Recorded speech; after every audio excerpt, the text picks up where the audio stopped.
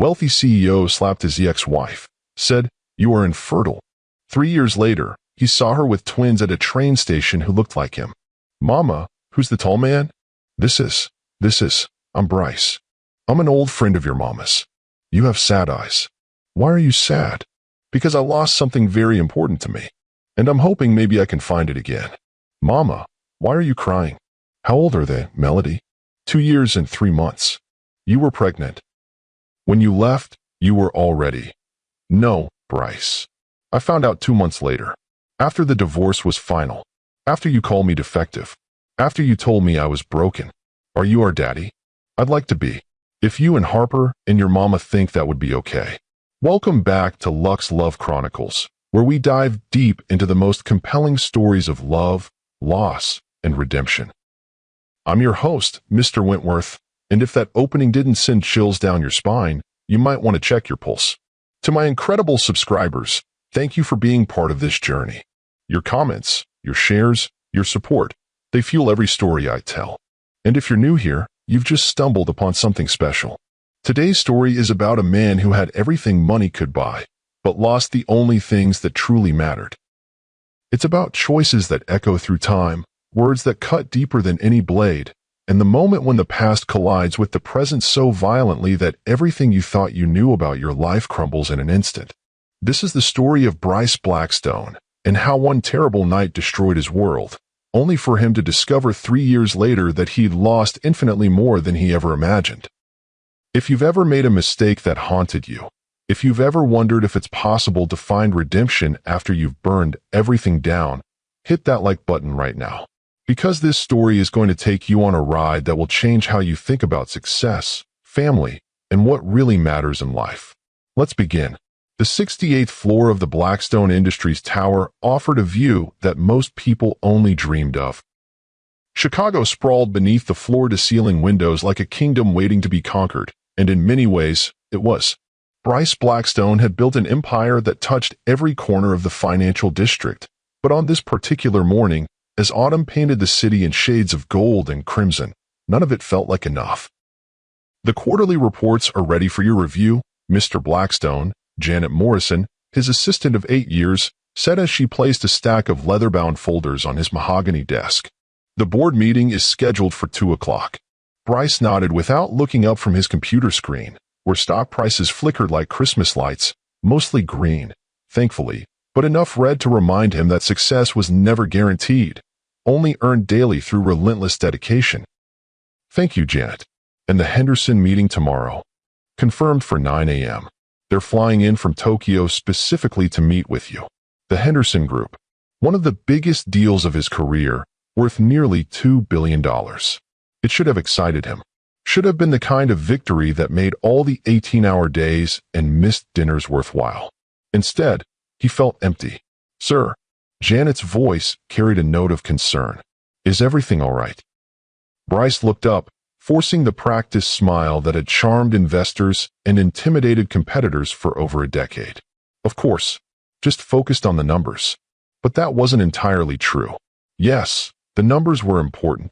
They were always important. But lately, they felt like elaborate distractions from a question he couldn't answer. What was the point of building an empire if you had no one to share it with? That evening, Bryce arrived at his penthouse to find candles flickering throughout the living room and the soft scent of jasmine, Melody's favorite, filling the air. His wife stood by the window, silhouetted against the city lights, wearing the red silk dress he'd bought her in Paris. She was breathtaking, as always, but there was something in her posture that made his chest tighten with familiar dread. "You're home early," she said without turning around. "The Henderson meeting didn't run late. I canceled it." He loosened his tie, trying to read her mood.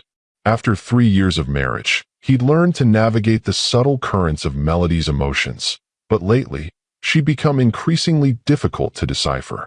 "I thought we could have dinner together. Just us." She turned then, and he saw what she was holding. A small plastic stick that had become the symbol of everything wrong in their perfect life. "Negative," she said simply. Again. The word hung between them like a physical presence. Bryce set down his briefcase and poured himself a whiskey, needing the burn to distract from the disappointment that threatened to overwhelm him. Dr. Richardson wants to try a different approach, Melody continued, her voice carefully neutral. There's a new hormone therapy that's shown promising results in women with unexplained infertility. How promising? Bryce asked, though he wasn't sure he wanted to hear the answer. 30% success rate within 6 months. 30%. After 2 years of trying, countless medical appointments, and enough hormone treatments to fill a pharmacy, they were down to 30% chances and experimental therapies. What did you tell him? Melody moved to the sofa, settling into the cream leather with practiced grace. I told him I'd discuss it with my husband. The formal way she said husband made something cold settle in Bryce's stomach. When they'd first married, she'd called him my love, darling, sometimes just B when she was feeling playful. The clinical distance and husband spoke volumes about where they'd ended up. Melody, he said, sitting beside her but careful not to touch. Physical intimacy had become complicated, scheduled around ovulation cycles and optimal fertility windows until spontaneity felt like a foreign concept. Maybe we should consider other options. Other options? Her green eyes flashed with something that might have been anger or hurt. You mean adoption? I mean exploring all our possibilities. We could adopt, or look into surrogacy, or we could try the hormone therapy. Bryce set down his glass harder than necessary. For how long, Melody? How many more treatments? How many more disappointments?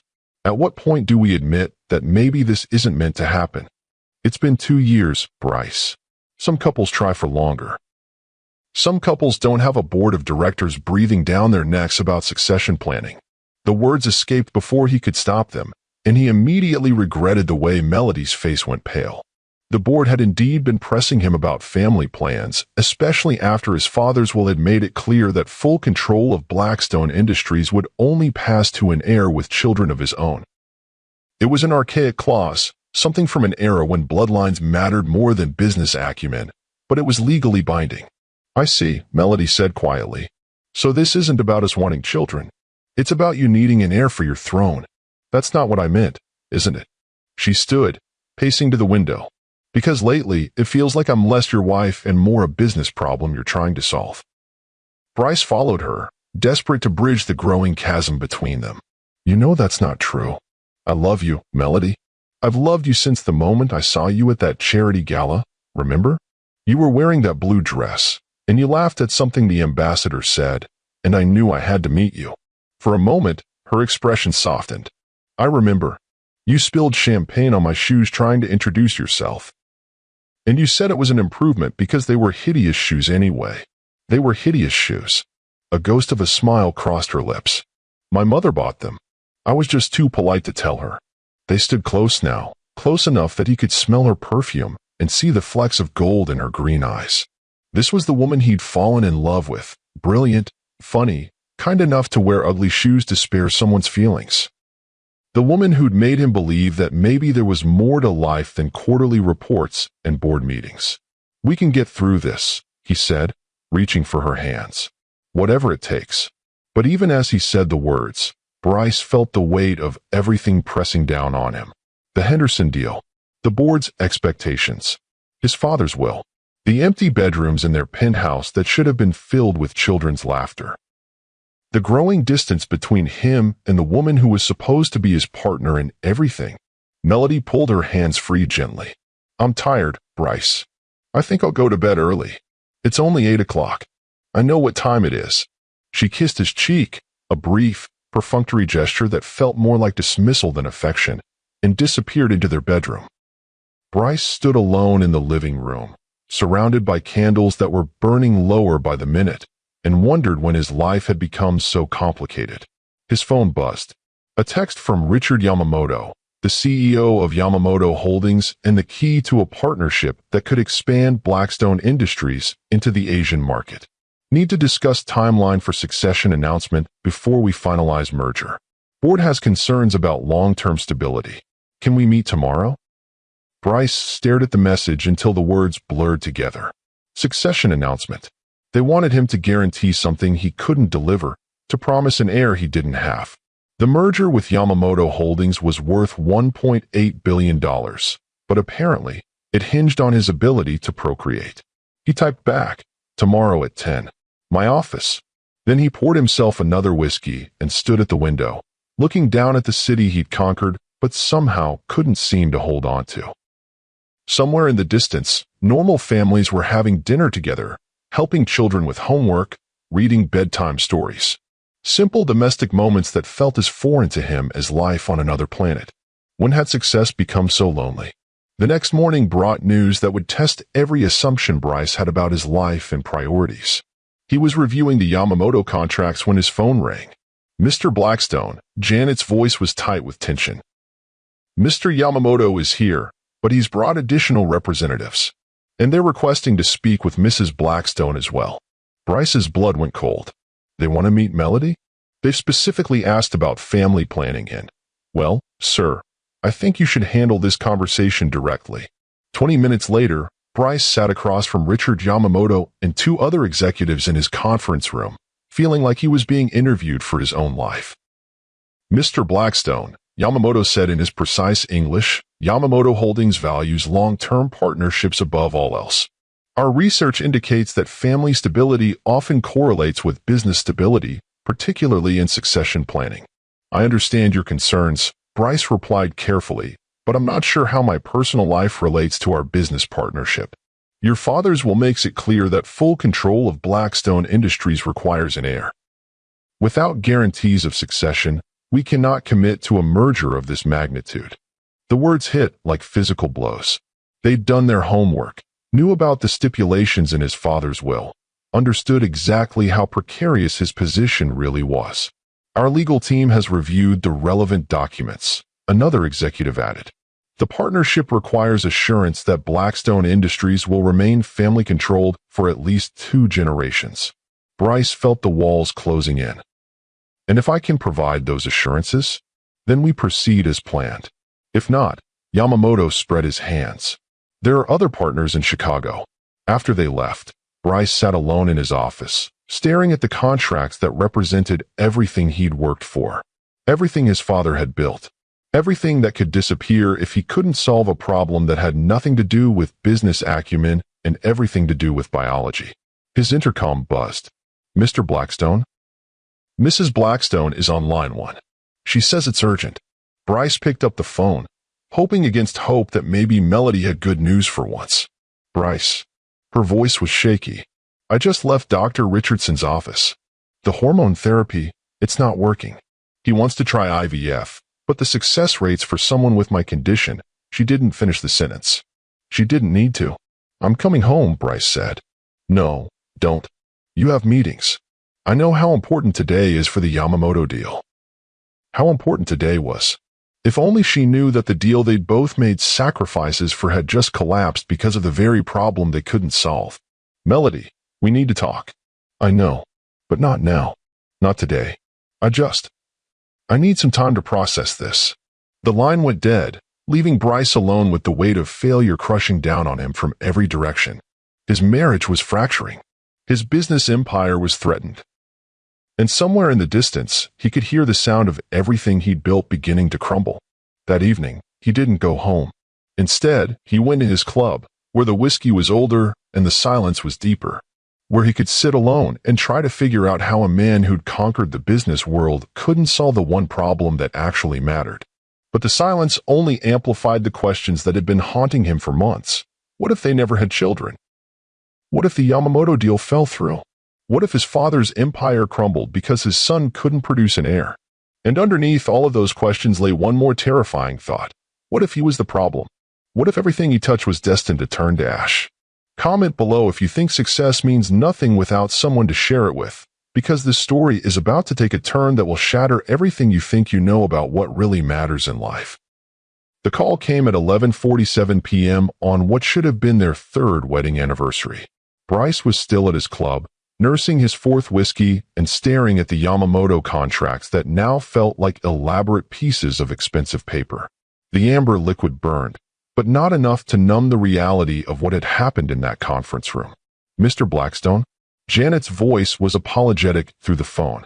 I'm sorry to call so late, but Mr. Yamamoto just contacted our office. They're pulling out of the merger. The words hit him like a physical blow. What do you mean, pulling out? Complete withdrawal, sir. They're citing concerns about long-term stability and succession planning. Their legal team sent the termination documents an hour ago. Bryce closed his eyes, feeling the weight of 18 months of negotiations, countless flights to Tokyo, and $1.8 billion disappearing into the night. Have you told anyone else? Not yet, sir. I thought you should know first. Don't release any statements until morning. We'll need to control the narrative. Of course, sir. And Mr. Blackstone? I'm truly sorry. The line went dead, leaving Bryce alone with the magnitude of his failure. This wasn't just a lost deal. It was a referendum on everything he'd built. If Yamamoto Holdings had done their research thoroughly enough to know about his father's will, how long before other partners started asking the same questions? How long before the board started questioning his leadership? He drained his glass and called for his driver. It was time to go home and face the woman whose inability to conceive had just cost him the biggest deal of his career. The penthouse was dark when he arrived, except for the soft glow of candles that had burned down to stubs in the living room. Melody had left them burning, probably waiting for him to come home for their anniversary dinner. The dinner he'd forgotten about completely. On the dining table, he found the remnants of what had clearly been an elaborate meal. 2 place settings, now cold. A bottle of champagne, unopened. A small wrapped gift with a card that read, "For my husband, with love always. Happy anniversary." The guilt hit him like a sledgehammer. While he'd been drowning his professional sorrows in aged whiskey, his wife had been here, alone, waiting for him to remember that 3 years ago today, they'd promised to love each other through better or worse. He was about to head to the bedroom when he heard soft sobbing coming from their study. He found Melody curled up in the leather reading chair, still wearing the red silk dress, her makeup smudged with tears. "Melody?" His voice was rougher than he'd intended, the whiskey and exhaustion making everything feel surreal. She looked up, and the pain in her eyes made his chest tighten. "You forgot." "I didn't forget. You forgot our anniversary, Bryce. Our 3rd anniversary." Her voice was barely above a whisper. "I made dinner. I bought you a gift. I lit candles and waited for you to come home, and you forgot." "The Yamamoto deal fell through," he said, as if that explained everything. "I've been dealing with the fallout." "The Yamamoto deal." She laughed, but there was no humor in it. "Of course. How could I compete with the Yamamoto deal? It's not a competition, Melody. This affects both of us. This affects our future." "Our future?" She stood, unsteady on her feet. "What future, Bryce? The one where I keep failing to give you the air you need? The one where you keep choosing work over your wife? What future are we talking about exactly?" The alcohol in his system made everything feel too sharp, too immediate. The disappointment of the failed deal, the pressure from the board, the empty bedrooms in their penthouse, it all collided into a perfect storm of frustration. "Don't turn this around on me," he said, his voice rising. "You think I wanted the deal to fall through? You think I wanted to spend our anniversary dealing with lawyers and damage control? I think you wanted an excuse not to be here." Melody's voice was stronger now, fueled by 3 years of accumulated resentment. "I think you're relieved when work gives you a reason to avoid dealing with us. With this." She gestured between them. "That's not true, isn't it? When was the last time we had a conversation that wasn't about fertility treatments or business meetings? When was the last time you touched me because you wanted to, not because it was the optimal time in my cycle?" The question hung between them like an accusation. Because she was right. Their physical intimacy had become so clinical, so scheduled, that spontaneous affection felt foreign. "You want to know why the Yamamoto deal really fell through?" Bryce heard himself saying, the whiskey making him reckless. "Because they know about my father's will. They know I can't guarantee succession. They know that my wife is—" He stopped, but the words hung in the air between them like a loaded gun. "My wife is what, Bryce?" Melody's voice was dangerously quiet. "Finish your sentence." "I didn't mean—" "No, please. Finish what you were going to say." "My wife is what?" Bryce ran his hands through his hair, feeling the walls closing in from every direction. The failed deal, the board's expectations, the empty nursery down the hall, it all pressed down on him until he couldn't breathe. "My wife can't give me children," he said quietly. "Can't or won't? What's the difference?" "The difference," Melody said, moving closer, "is that can't implies a medical condition. Won't implies choice. Which one do you think applies to me?" I don't know anymore. The words came out harsher than he'd intended. Maybe this is nature's way of telling us something. Telling us what? That some people aren't meant to be parents. The slap came so fast he didn't see it coming. The sharp crack echoed through the study, and for a moment, they both stood frozen, staring at each other in shock. Then Bryce's own hand moved, faster than thought, and the sound of palm against cheek filled the room again. Melody stumbled backward, her hand flying to her face, eyes wide with disbelief. In 3 years of marriage, through all their fights and frustrations, he had never raised a hand to her. Melody, I don't. Her voice was steady, but her whole body was trembling. Don't you dare apologize now. I didn't mean to. Yes, you did. She was backing toward the door, one hand still pressed to her cheek. You meant every word you just said, and you meant that too. I'm drunk. I'm upset about the deal. I'm not thinking clearly. No, you're thinking perfectly clearly. This is who you really are, Bryce. This is what you really think of me. That's not true, isn't it? Her laugh was bitter. A woman who can't fulfill the most basic function of a wife. Isn't that what you said 6 months ago? What you've been thinking every time I disappoint you. The room felt like it was spinning. Bryce reached for the desk to steady himself, trying to process what had just happened. He'd hit his wife, the woman he'd promised to love and protect, and he'd struck her in anger. Melody, please. Let me explain. Explain what? That you blame me for your business failures? That you see me as defective? As broken? She was at the doorway now, silhouetted against the hallway light. What else is there to explain? I love you. No, she said quietly. You love the idea of me. You love having a beautiful wife to escort to board dinners. You love the image of the successful CEO with the perfect family. But you don't love me, Bryce. You haven't loved me for a long time. That's not. Get out of our bedroom, she said. Sleep in the guest room. Sleep at the office. I don't care. Just get away from me. She was gone before he could respond, leaving him alone in the study with the taste of whiskey and regret burning his throat. He could hear her moving around in their bedroom, and then the decisive click of the lock engaging. Bryce sank into the chair Melody had vacated, still warm from her body, and stared at his hands. The same hands that had just struck his wife. The same hands that had signed million-dollar deals and built an empire, reduced to instruments of violence in a moment of drunken fury. What had he become? The divorce papers arrived on a Tuesday morning, delivered by courier while Bryce was in a board meeting trying to explain the Yamamoto situation. Janet brought them in discreetly, sliding the manila envelope across his desk with an expression that managed to convey both professionalism and sympathy. What's the damage? Richard Hartwell, the lead board member, was asking about the Yamamoto fallout. Manageable, Bryce lied, even as he stared at the envelope that contained the legal dissolution of his marriage. We have other partnerships in development. Other partnerships that won't require succession guarantees. The question hung in the air like a challenge. Everyone in the room knew about his father's will. Everyone understood the impossible position it put him in. We're exploring all options, Bryce said diplomatically. After the board meeting, he sat alone in his office and opened the envelope. The legal language was cold and clinical, reducing 3 years of marriage to a series of asset divisions and financial settlements. Melody was asking for almost nothing, just enough to start over somewhere else.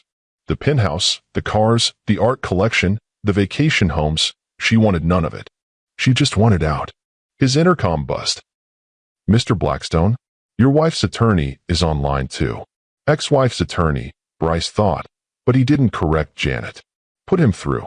Mr. Blackstone, this is David Chun from Chun, Morrison & Associates.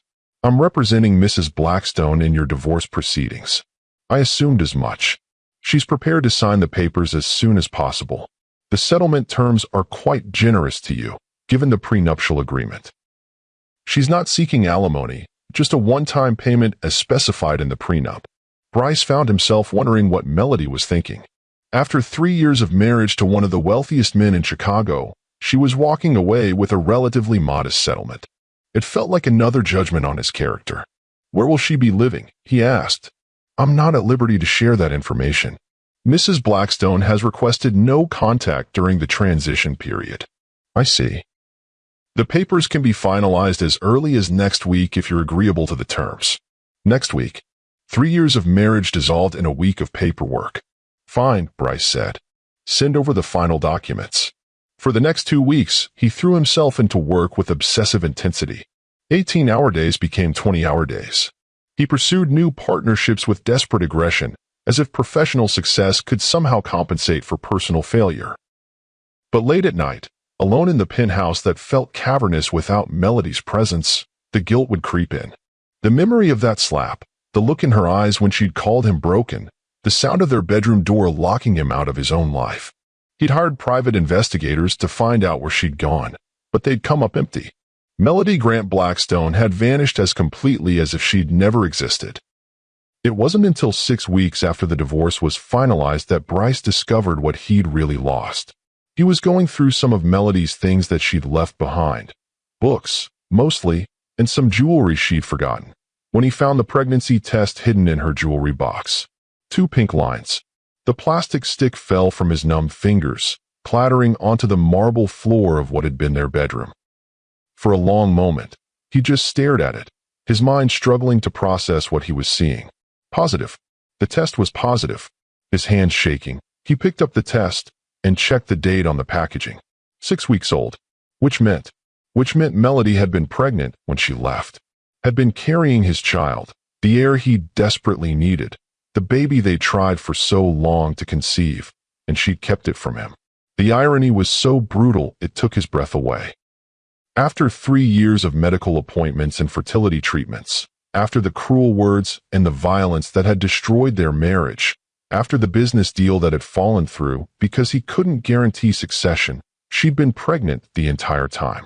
His child was out there somewhere, growing inside the woman he'd driven away with his cruelty and desperation. Bryce sank onto their bed, his bed now, and felt something inside him shatter completely. Not his heart exactly. Something deeper. Some fundamental understanding of who he was and what he'd done. He'd had everything. A woman who loved him, a child on the way, a family that could have secured not just his business empire but his happiness. And he destroyed it all with words that cut like razors and hands that had betrayed every promise he'd ever made. Comment below if you think Melody was right to keep the pregnancy secret from the man who called her defective. Because this story is about to take us 3 years into the future, where the consequences of one terrible night will collide with reality in the most devastating way possible. The private investigator he hired found nothing. Melody Grant Blackstone had disappeared completely, taking with her not just his child, but any chance of redemption. For 3 years, Bryce built his empire higher and wider.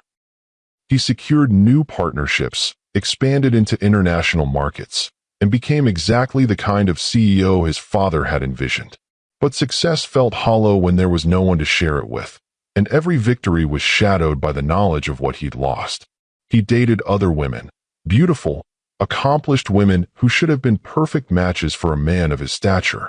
But none of them laughed like Melody. None of them challenged him the way she had. None of them felt like home. And somewhere out there, he knew, was a child who carried his DNA but would never know his name. The train station in Chicago was just supposed to be a layover, a brief stop on his way to a business meeting in Detroit. He never expected to see a familiar figure juggling 2 toddlers and a diaper bag near the departure boards. He never expected his entire world to crumble with 4 simple words. Are you our daddy? 3,000 miles from Chicago, in a city where rain fell like gentle tears and coffee shops outnumbered corporate towers, Melody Grant rebuilt her life one careful brick at a time. Portland, Oregon, was everything Chicago wasn't. Where the Windy City demanded conquest, Portland invited contemplation. Where skyscrapers scraped the heavens with steel and glass ambition, Portland nestled between mountains and rivers like a secret whispered by nature itself. The bookstore came up for sale 3 months after Melody arrived, carrying nothing but a suitcase, a modest divorce settlement, and a secret that grew larger every day. Wilde and Wordsworthy sat on a tree-lined street in the Pearl District, its brick facade weathered by decades of Pacific Northwest rain, its windows foggy with age and neglect. It's not much to look at now, said Margaret Henley, the 72-year-old owner whose arthritis had finally convinced her to retire. But it has good bones. Good soul, too, if you believe buildings can have souls. Melody pressed her hand against her still flat stomach, feeling the flutter of movement that had become her constant companion. I believe they can. Are you sure you want to take this on, dear? It's a lot of work for someone in your condition. Word traveled fast in small communities. Melody had been showing for only a few weeks, but Margaret's keen eyes had noticed immediately. I need the work, Melody said simply. And the babies need a home. Babies? Margaret's eyebrows rose. Plural? Twins. The word still felt surreal on her tongue. Due in February. Dr. Patricia Wells had broken the news during Melody's first prenatal appointment in Portland, her ultrasound wand revealing 2 distinct heartbeats, 2 perfect little beings growing side by side. Fraternal twins, Dr. Wells had said with a smile. Congratulations. Your hormone levels have actually stabilized beautifully since you moved here. Sometimes major life changes can trigger positive shifts in fertility. The irony wasn't lost on Melody. The divorce that had devastated her had also made these children possible. The end of her marriage with Bryce had become the beginning of the family she'd always dreamed of. 2 babies, Margaret mused, walking through the dusty aisles of books. This place could use some young energy. When can you start? Within a month, Melody had transformed the bookstore from a cluttered curiosity shop into a warm, welcoming sanctuary. She painted the walls in soft creams and gentle greens, installed comfortable reading nooks with overstuffed chairs, and created a children's section that looked like something from a fairy tale. Margaret stayed on to help during the transition, and their relationship quickly evolved from business partnership to something resembling family. You're nesting, Margaret observed one afternoon as Melody arranged a display of romance novels for the 3rd time that week. She was 7 months pregnant, moving with the careful grace of a woman carrying precious cargo. I'm organizing, Melody protested, but she was smiling. You're preparing. For them. Margaret nodded toward Melody's rounded belly. Have you thought about names? Melody's hands moved protectively to her stomach. Hayden for the boy. Harper for the girl. Strong names. They'll need strength, growing up without their father, Melody finished. They'll be fine. We'll be fine. Margaret studied her with the wisdom that came from 7 decades of watching people navigate life's complications. Have you told him? It was the question Melody had been dreading, the one that haunted her quiet moments. He made his feelings about me very clear. I won't subject my children to that. Children have a way of changing people. And sometimes people don't change at all. Sometimes they just get better at hiding who they really are. The conversation was interrupted by the arrival of Melody's first customers, a young couple with a toddler who immediately gravitated toward the children's section. Watching them browse together, the father reading stories aloud while the mother and child listened with rapt attention, Melody felt a pang of something that might have been longing. This was what she'd imagined for her own family. Simple moments, shared stories, love expressed through presence rather than presence. Someday, Margaret said quietly, following her gaze. Maybe not the way you planned, but someday. Hayden arrived first, as he would always insist on leading throughout his life. Born at 6:22 a.m. on a snowy February morning, he emerged serious and alert, dark hair matted against his scalp, steel-gray eyes that seemed to take in everything with startling intensity. He's studying us, Dr. Wells laughed as the baby gazed solemnly at the delivery room team. I've never seen a newborn so focused. Harper followed 23 minutes later, smaller but fierce, announcing her arrival with lusty cries that made the nurses smile. She's got opinions, one of them said as Harper protested being cleaned and measured. This one's going to keep you on your toes. As Melody held her children for the first time, one in each arm, she felt a completeness she'd never experienced. They were perfect, 10 fingers and 10 toes each, healthy lungs that proclaimed their presence to the world, and eyes that would grow to look exactly like their father's. They're beautiful, Margaret whispered from beside the bed, where she'd stayed throughout the long labor. Absolutely perfect. They are, Melody agreed, tears streaming down her face. They really are. During those first months, the bookstore became more than a business. It became a community gathering place. Young mothers would stop by for story time with their children. Elderly customers would linger to watch the twins sleep in their playpen behind the counter, and Margaret would regale anyone who listened with tales of her baby's latest achievements. Hayden smiled the day she'd announced to customers. A real smile, not just gas. Harper grabbed my finger and wouldn't let go for 10 minutes, she'd report with pride. Strong grip on that one. Melody watched these interactions with wonder and gratitude. In Chicago, she'd felt isolated in her struggles with infertility, surrounded by wealth, but starved for genuine connection. Here, in this small bookstore in Portland, she'd found something more valuable than money, a chosen family that celebrated her children as if they were their own. By age 2, the twins' personalities had crystallized into distinct patterns that would define them for years to come.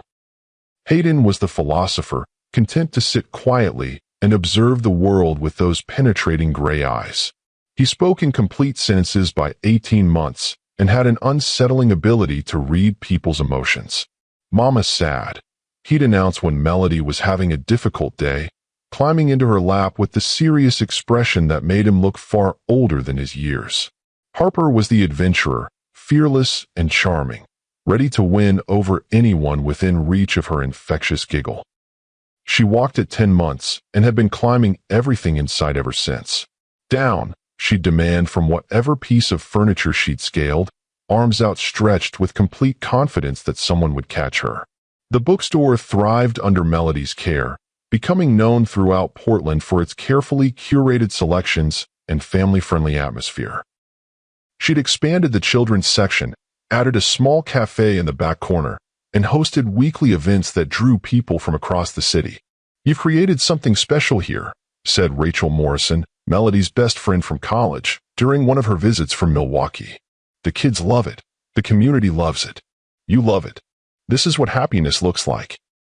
They were sitting in the cafe area, watching Hayden carefully stack blocks while Harper tried to knock them down, both children giggling at their respective roles in the game. "I do love it," Melody admitted.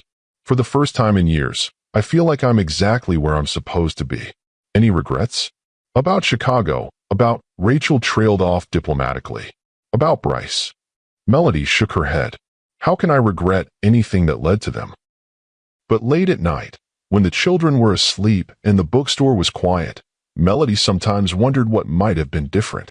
If she'd told Bryce about the pregnancy, would he have changed? Would their children have grown up with a father who loved them, or one who saw them as obligations to be managed? She'd built walls around those thoughts, protective barriers that kept the past from contaminating the present. Bryce Blackstone belonged to a different life, a different version of herself that no longer existed. 3,000 miles away, Bryce Blackstone was discovering that success without purpose felt remarkably like failure.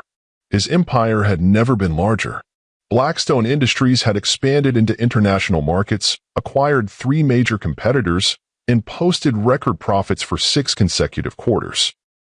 The business press called him a visionary, Forbes featured him on their cover, and Harvard Business School used his strategies as case studies. But the penthouse felt like a mausoleum, all marble surfaces and designer furniture that no one lived in, only existed among.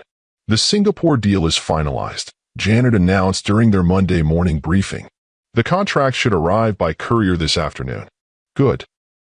Bryce didn't look up from his computer screen, where stock prices flickered like digital heartbeats. "What about the Henderson Group?" "They've agreed to the revised terms. The partnership should be worth approximately $2.3 billion over 5 years. Numbers that should have excited him, victories that felt hollow in the absence of anyone to share them with. "Mr. Blackstone?" Janet's voice carried a note of concern. "The charity gala is Thursday evening. Should I confirm your attendance?" Bryce looked up, realizing he'd been staring at the same email for 10 minutes without reading it. "What charity?" "Children's Hospital of Chicago. You've been a major donor for several years." "Children's Hospital." Of course. Everything seemed to circle back to children, to the family he'd destroyed, to the air he'd needed but lost through his own cruelty. "Confirm my attendance," he said. "And Janet, make sure there's an additional donation. Something substantial." "Of course, sir." "Should I arrange for a companion for the evening?" The question hung in the air like an accusation. For 3 years, Bryce had dated sporadically, accomplished women who looked perfect on his arm at social events. But none of them laughed like Melody. None of them challenged him the way she had. None of them felt like home. "No," he said quietly. "I'll attend alone." That evening, Bryce stood in his bedroom, surrounded by custom suits and Italian shoes, and tried to remember when getting dressed had become such a chore. The reflection in his mirror showed a successful man at the height of his powers, silver at his temples that added distinguished authority, expensive clothes that emphasized his commanding presence, the kind of confidence that came from conquering every professional challenge. But his eyes looked empty. The charity gala was held at the Palmer House, Chicago's most prestigious hotel, with 500 of the city's elite gathered to raise money for pediatric cancer research. Bryce moved through the crowd with practiced ease, writing checks and making small talk, playing the role of the generous philanthropist. Bryce, Richard Hartwell, his lead board member, approached with a woman Bryce didn't recognize. "I'd like you to meet Dr. Amanda Richards. She's heading up the new pediatric oncology wing." Dr. Richards was attractive, intelligent, accomplished, exactly the kind of woman who should have interested him. But as she spoke passionately about her work with sick children, all Bryce could think about was the child he'd never met, the son or daughter who was growing up somewhere without knowing his name. "It must be incredibly rewarding," he said, forcing himself to focus on the conversation. "It is. These children, they fight so hard, and they do it with such joy. It makes you realize what really matters in life. What really matters in life." The phrase echoed in his head as he excused himself and stepped onto the hotel's terrace, needing air that didn't smell like expensive perfume and obligation. The city spread out below him, millions of lights representing millions of lives. Somewhere out there, possibly thousands of miles away, his child was living a life he knew nothing about. Taking first steps he hadn't witnessed, speaking first words he hadn't heard, learning to navigate a world that didn't include their father. The thought was unbearable.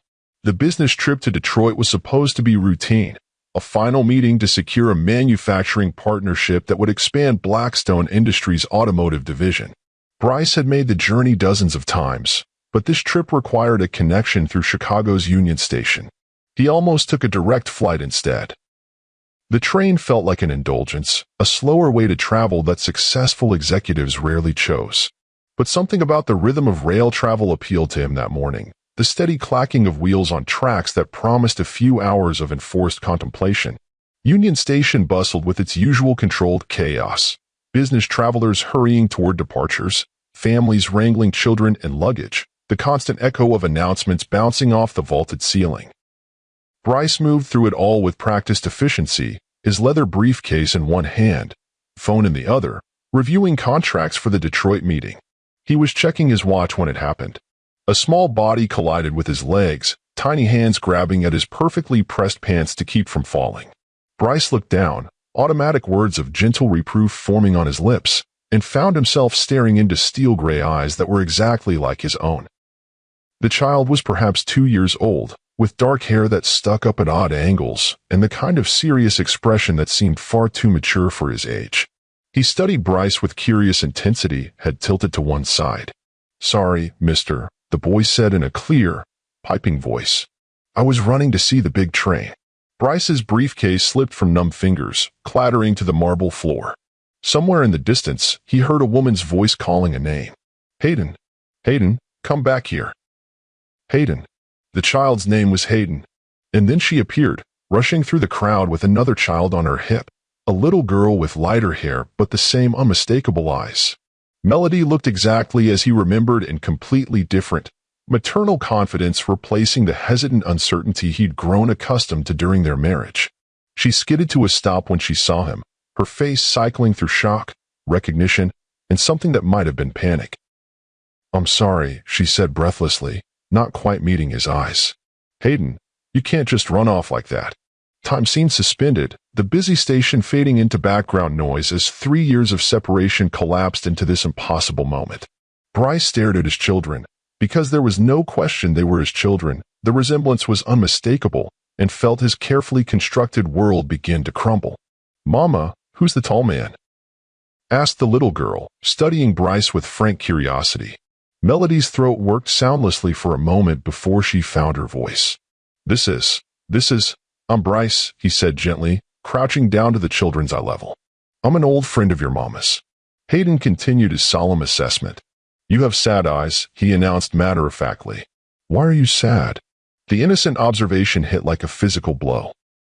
Because I lost something very important to me, Bryce replied honestly. And I'm hoping maybe I can find it again. What did you lose? Harper asked, warming to the stranger who'd given her brother such a serious answer. Bryce's gaze moved to Melody, who stood frozen like a deer in headlights. My family, he said quietly. The words hung in the air between them, loaded with 3 years of regret and desperate hope. Passengers flowed around their small group like water around stones, but their bubble of shocked recognition remained intact. Mama, why are you crying? Harper asked, reaching out to touch a tear that had escaped down Melody's cheek. I'm okay, sweetheart, Melody managed, her voice thick with emotion. We should go catch our train. Wait. The word escaped Bryce before he could stop it. Please, just how old are they? Melody lifted her chin, the same defiant gesture he remembered from their last night together. 2 years and 3 months. The mathematics were brutal and inescapable. 2 years and 3 months ago, Melody had been filing for divorce, which meant she'd been pregnant when she left, carrying his children while he'd called her broken and defective. You were pregnant, he said, the words torn from his throat. When you left, you were already. No. Melody's voice was steady, though tears continued to stream down her face. I found out 2 months later, after the divorce was final, after you made it clear what you thought of me. Hayden had moved closer to Bryce, drawn by some instinctive recognition. Are you our daddy? He asked with devastating directness. The question hit Bryce like a sledgehammer. He looked at this perfect little boy, at the daughter who watched him with curious eyes, at the woman who'd given them life without him. I'd like to be, he said, his voice breaking. If you and Harper and your mama think that would be okay. Share this video if you've ever witnessed a moment that changed everything, because we're about to see just how devastating the truth can be when it finally catches up with you. The children's innocent acceptance of this strange new reality was both heartbreaking and healing. While the adults stood paralyzed by the weight of their shared history, Hayden and Harper treated the encounter like an interesting puzzle to be solved. Do you live here?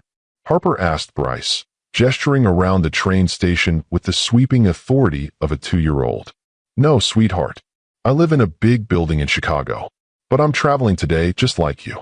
We're going to see Aunt Rachel get married, Hayden informed him solemnly. Mama says weddings are when people promise to love each other forever. The irony of the statement wasn't lost on either adult. Bryce and Melody had made those same promises once, in a ceremony that had cost more than most people's homes and felt like a fairy tale come true. That's very special, Bryce said, his eyes finding Melody's. Forever is a long time. Sometimes people break their promises, Hayden said with the matter-of-fact wisdom that seemed to characterize everything about him. But Mama says that doesn't mean all promises are bad. Melody's composure was cracking. We really do need to catch our train, she said, her voice strained. What train? Bryce asked, desperate to keep them talking, to stretch these impossible moments into something longer. The 3:15 to Milwaukee. That's not for 20 minutes, he said, checking his watch. Please. Can we talk? 5 minutes. Melody looked around the crowded station, clearly calculating escape routes. But Harper had discovered Bryce's briefcase and was examining the expensive leather with the focused attention she applied to everything interesting. Pretty, she declared, running her small fingers along the stitching. You can look inside if you want, Bryce offered, and Melody's sharp intake of breath told him he'd made a mistake. Harper, don't touch things that don't belong to you, Melody said quickly. It's fine, Bryce assured her. Really, but it wasn't fine, and they all knew it. Nothing about this situation was fine. A chance encounter had just blown apart 3 years of carefully maintained separation, and none of them knew how to navigate the aftermath. Why didn't you tell me? Bryce asked quietly, his voice barely audible above the station's ambient noise. Tell you what? That the defective wife you discarded managed to conceive? That the woman you called worthless created the children you desperately needed? The harsh words carried clearly, and several passers-by glanced in their direction. Melody immediately regretted her outburst, conscious of little ears that were absorbing everything. Can we please not do this here? She said, nodding toward the children. Then where? When? You disappeared, Melody. Completely. I hired investigators. You did what? Her voice rose again, then dropped to a fierce whisper. You had me followed? I needed to know you were safe. I needed to know if what? If there was any chance you might forgive me. The admission hung between them like a bridge over troubled waters. For a moment, Melody's expression softened, showing a glimpse of the woman who'd once loved him enough to believe in forever. Then Harper tugged on Bryce's coat, bringing them back to the present. Mr. Bryce, do you have any kids? The question was innocent, asked with the genuine curiosity of a child who'd just met someone new. But it landed like a bomb in the middle of their fragile détente. Bryce looked at Melody, then back at Harper's expectant face. I hope so, he said carefully. I really hope so. Melody's train pulled away at exactly 3:15, leaving Bryce standing on the platform like a man watching his life disappear for the second time. But this time was different. This time, he knew exactly what he was losing. The private investigator was efficient and discreet, traits that came with charging $500 a day plus expenses. Within 48 hours, Marcus Webb had provided Bryce with a comprehensive report on Melody's life in Portland. Subject resides at 847 Pearl Street, Portland, Oregon, Webb had reported in his clinical tone. She owns and operates a bookstore called Wild and Wordsworthy. Appears to be well established in the community. No romantic relationships on record. Children attend a local daycare 3 days a week. The photographs hurt to look at. Melody pushing a double stroller through a tree-lined park, both children pointing excitedly at something beyond the camera's range. The twins playing in a sandbox while their mother watched with the relaxed vigilance of a confident parent. All three of them laughing at something wonderful and private, a family complete unto itself. They looked happy. Genuinely, radiantly happy in a way that made Bryce's chest tight with longing and regret. The bookstore appears to be thriving, Webb continued. Local reputation is excellent. She's created quite a community gathering place. Bryce studied a photo of the storefront, weathered brick painted white, large windows filled with carefully arranged book displays, a hand-painted sign that looked like something from a fairy tale.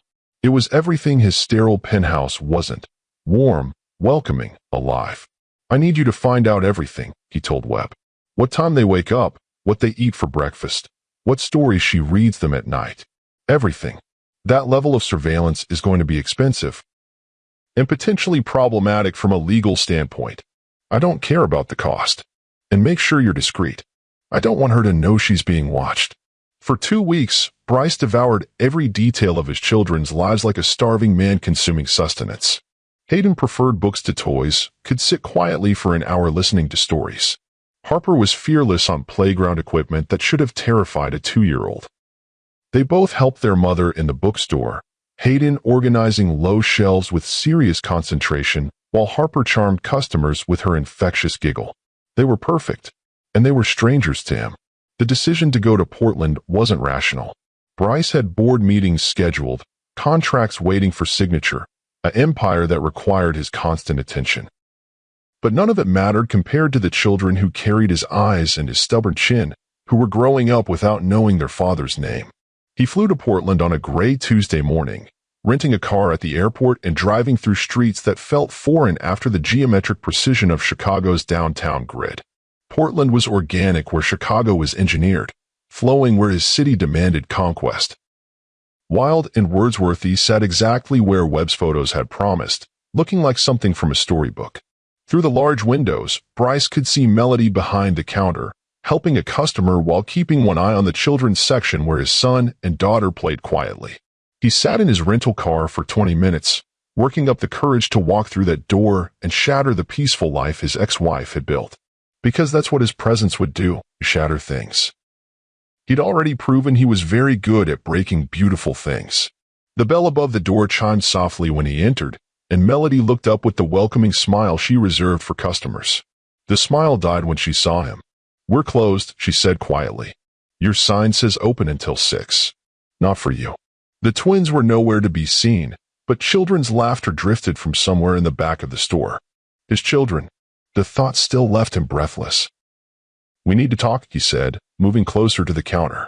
She was even more beautiful than he remembered, motherhood adding depth to her features that made his chest tight with want and regret. I have nothing to say to you. She turned away, but he caught her wrist gently, the way he used to when she tried to avoid difficult conversations. The touch sent electricity shooting up both their arms. Her skin was still soft as silk, still warm in ways that made him remember lazy Sunday mornings and desperate midnight encounters. "Please," he said, and the word cost him everything. Bryce Blackstone had never begged for anything in his life. 5 minutes. Before she could respond, a small voice piped up from the back room. "Mama? Can we have crackers?" "In a minute, baby," Melody called, but her voice shook. She pulled free from his grip and wrapped her arms around herself defensively. "You can't just show up here and expect. I know." He held up his hands in surrender. "I know I have no right. But they're my children, Melody. My children. Do you have any idea what that means to me?" "I know exactly what it means," she said, green eyes flashing. "It means you finally got what you always wanted. But they don't need you. We don't need you." "Maybe not." He stepped closer, close enough to catch her scent, jasmine and vanilla, books and possibility. "But I need them. I need you." The conversation that followed was carefully choreographed by two people who'd once known each other intimately and now felt like strangers. They spoke in careful, neutral tones while the children played in the back room, both aware that little ears could appear at any moment. "What do you want?" Melody asked finally. "I want to know them. I want them to know me. I want—" He stopped, running a hand through his hair. "I want to try to be the father I should have been from the beginning. And when the novelty wears off, when being a weekend dad interferes with your business schedule, when they become inconvenient, that won't happen. How can you be sure?" "Because I've spent 3 years in hell," he said quietly. 3 years knowing I destroyed the best thing in my life. 3 years building an empire that means nothing because there's no one to share it with. Melody studied his face, searching for the truth behind the words. "What's changed, Bryce? Besides finding out you have children?" "Everything. Nothing. I don't know." He was struggling to articulate something he barely understood himself. "I see them, and I see what I threw away. Not just you, not just our marriage, but the possibility of being something more than a CEO who dies alone in his penthouse." Pretty words. True words. He moved closer, drawn by the same magnetism that had captured him at that charity gala years ago. "I've been seeing a therapist, Dr. Margaret Foster. She's helping me work through the things my father drilled into me about power and legacy and what makes a man worthy." Melody's eyebrows rose. Bryce Blackstone in therapy was something she'd never imagined. "I know it doesn't erase what I did," he continued. "Nothing can. But I'm trying to become the man you deserve then, the man our children deserve now." Before she could respond, both twins appeared in the doorway, drawn by voices they recognized. Hayden came first, serious and observant, followed by Harper with her elephant clutched in one hand. "Mama, who's the tall man?" Harper asked, eyeing Bryce with curious wariness. Melody's breath caught. This was the moment she dreaded and secretly longed for, the moment she'd have to decide whether to let Bryce into their carefully constructed world. She looked at Bryce helplessly. "I'm Bryce," he said gently, crouching down to the children's eye level. "I'm an old friend of your mama's." Hayden studied him with unsettling intensity. "You have sad eyes," he announced matter-of-factly. The observation was so unexpected, so innocent and cutting, that Bryce felt tears prick at the corners of his eyes. "Sometimes I am sad," he admitted. "Why?" Harper had moved closer, her natural curiosity overcoming her shyness. "Because I lost something very important to me," Bryce said, his gaze moving to Melody. "And I'm hoping maybe I can find it again." The twins exchanged one of those wordless communications that siblings share. Finally, Harper nodded solemnly. "Okay," she said. "But you have to be nice to Mama." "Every day," Bryce promised, his voice thick with emotion. "If you'll let me." What followed was the most carefully negotiated custody arrangement in history, worked out over coffee in Melody's small kitchen while the children napped upstairs. Every detail was discussed, every boundary established, every concern addressed with the precision of international diplomacy. "One afternoon a week," Melody said firmly. "Supervised visits. We'll see how it goes." "Where?" "Here. Or public places. Somewhere I can see how you interact with them." Bryce nodded, accepting restrictions that would have been unthinkable from anyone else. What about overnight visits? Eventually. Eventually is a long time away. I can wait. Can you? Can you really wait, Bryce? Can you put aside your need to control everything and let this develop naturally? The question cut to the heart of who he'd always been, a man who conquered rather than courted, who demanded rather than requested. But looking at this woman who'd created a beautiful life without him, at the children who were perfect strangers carrying his DNA, he knew waiting was all he had. Yes, he said simply. I can wait. The first visit was scheduled for the following Saturday. Bryce would come to the bookstore at 2 o'clock, and they'd take the children to the nearby park. 3 hours, carefully supervised, to begin building relationships that should have started before birth. There are rules, Melody said as he prepared to leave. No expensive gifts. No promises you can't keep. No trying to buy their affection. Understood. And Bryce. She paused at the door, her hand on the handle. If you hurt them, if you decide this is too complicated or too time-consuming, you need to tell me now. Because I won't let you break their hearts the way you broke mine. The raw pain in her voice nearly undid him. I won't hurt them, he promised. And if you'll let me, I'd like to try not to hurt you anymore either. The Saturday visits became sacred. Bryce would arrive at exactly 2 o'clock, and they'd venture out as an uncertain family. The zoo, the children's museum, Powell's books, various parks around the city. He was patient with the twins, attentive to their needs, and respectful of Melody's boundaries. Too respectful, if she was being honest. She found herself watching him when he wasn't looking, noting the way he listened when Hayden told his rambling stories, the way he gently encouraged Harper when she was afraid of the big slide, the way he looked at her when he thought she wasn't paying attention, with hunger and longing and something that might have been love. He's good with them, Margaret observed one afternoon as they watched Bryce push both children on the swing simultaneously, one hand on each swing, his face bright with laughter. He is, Melody admitted. And with you. What do you mean? I mean the way he looks at you like you hung the moon. The way you pretend not to notice. Melody felt heat rise in her cheeks. It's complicated. Love usually is. This isn't love. This is. I don't know what this is. But late at night, when the children were asleep and the bookstore was quiet, Melody found herself thinking about the man who'd once broken her heart and was now carefully, patiently trying to earn his way back into their lives. He'd changed. Not completely, she could still see flashes of the commanding CEO who dominated boardrooms and intimidated competitors. But there was something softer now, something vulnerable that hadn't existed during their marriage. The breakthrough came during their 8th visit, when Harper scraped her knee on the playground and ran crying to Bryce instead of Melody. Without thinking, he scooped her up, examining the tiny wound with the seriousness of a trauma surgeon. It's just a little scratch, sweetheart, he said gently. But it's a very brave scratch on a very brave girl. Harper's tears stopped immediately. Brave like Mama? Brave like Mama, Bryce confirmed, his eyes finding Melody's across the playground. The bravest girl I know. Later, as they walked back to the bookstore, Harper insisted on holding Bryce's hand while Hayden maintained his usual position next to Melody. You're good at this, Melody said quietly. At what? Being a father. Being patient. Being different than I expected. Bryce stopped walking, forcing her to stop too. Melody, I know I don't deserve forgiveness. I know I destroyed something beautiful and perfect, and I know saying sorry doesn't fix that. But I need you to know that seeing you, seeing them, being part of this, it's the first time in 3 years that I've felt like I might be worth something. Bryce, I love you, he said, the words torn from somewhere deep in his chest. I've never stopped loving you, not for a single day. And I love them more than I thought it was possible to love anything. That night, after the children were asleep, Melody stood at her kitchen window and tried to make sense of the impossible situation her life had become. 3 years ago, she'd rebuilt herself from the ashes of a broken marriage. She'd created a life that was stable, peaceful, complete. And now Bryce was back, asking for something she wasn't sure she could give, a second chance. Her phone rang, startling her from her thoughts.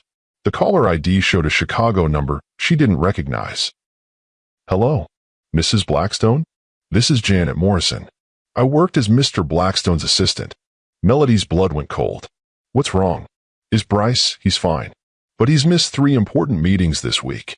The board is starting to ask questions about his frequent absences. I don't understand why you're calling me. Because, Janet said carefully, in 8 years of working for him, I've never seen him prioritize anything above work. Until now. I thought you should know what this is costing him. The line went dead, leaving Melody alone with the weight of choice. She could keep things as they were, careful visits, supervised interaction, emotional distance. Or she could take a leap of faith and trust the man who'd once shattered her world not to do it again. In the end, it was the children who decided for her.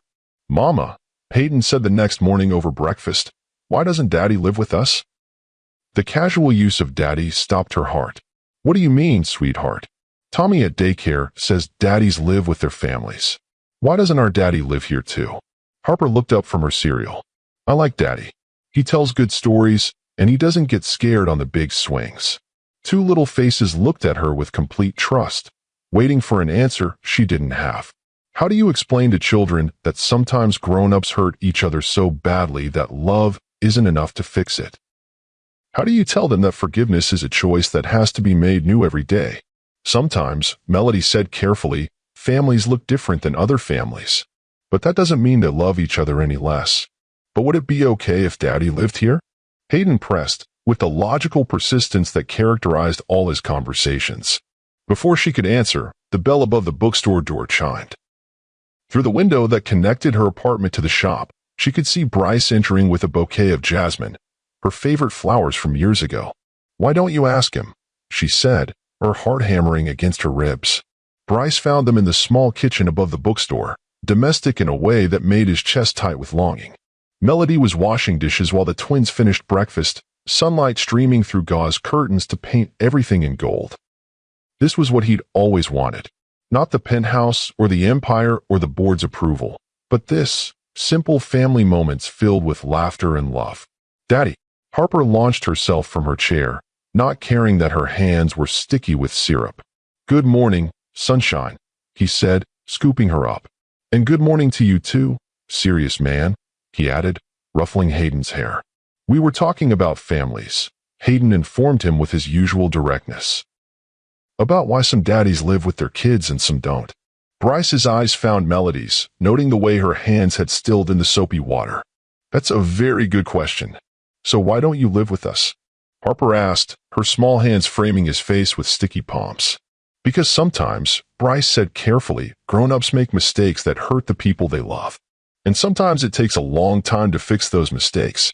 But you could try to fix them, right? Hayden's gray eyes, so like his own, were serious and hopeful. I could try. But it would depend on whether your mama thinks I've learned enough from my mistakes to deserve another chance. The question hung in the air like a challenge and a prayer. Melody turned from the sink, studying his face with the same intensity Hayden brought to everything important. I've been thinking, she said quietly, about choices and second chances and what we teach our children about forgiveness. And I think, she paused, gathering courage. I think maybe we could try, not jumping back into anything, but taking it slow, seeing if the man you are now can love the woman I've become. The smile that broke across Bryce's face was radiant. I already do, he said. I love the mother you've become, the business owner, the woman who built a life beautiful enough to make me want to be worthy of it. It won't be easy, Melody warned. There's a lot of hurt to work through. A lot of trust to rebuild. I have time, Bryce said. All the time in the world. And so, dear viewers, we come to the end of a story that reminds us of some fundamental truths about life, love, and what really matters. Success without love is just elaborate emptiness. Bryce Blackstone conquered the business world but lost his soul in the process. It took seeing his children, the heirs he desperately needed but didn't know existed, to realize that true legacy isn't measured in quarterly reports or stock prices. It's measured in love given freely, in presence over presence, in the choice to show up every day for the people who matter most. Our words have the power to build or destroy. The cruel things Bryce said to Melody in their darkest moment, calling her defective, broken, worthless, nearly cost him everything that truly mattered. But words can also heal. The gentle conversations with his children, the patient rebuilding of trust with Melody, proved that how we speak to the people we love shapes not just their reality, but but our own. It's never too late to make things right. For 3 years, Bryce lived with the consequences of his choices. He could have accepted that some bridges can't be rebuilt, some wounds can't be healed. Instead, he chose the harder path: genuine change, patient rebuilding, earning back what he'd lost through action rather than words. If this story touched your heart, if it made you think about the people in your life who matter most, I want you to do something right now. Hit that like button if you believe in second chances. Share this video if you think everyone deserves the opportunity to grow and change. And subscribe to Lux Love Chronicles if you want more stories that remind us what it means to be human, to fail, and to find our way back to love. Leave me a comment about a time when you had to choose between forgiveness and holding on to hurt. Tell me about someone in your life who deserves a second chance, or about a moment when you realized what really mattered. Because at the end of the day, we're all just people trying to figure out how to love each other better. Some of us fail spectacularly before we succeed. Some of us have to lose everything to understand what we really had.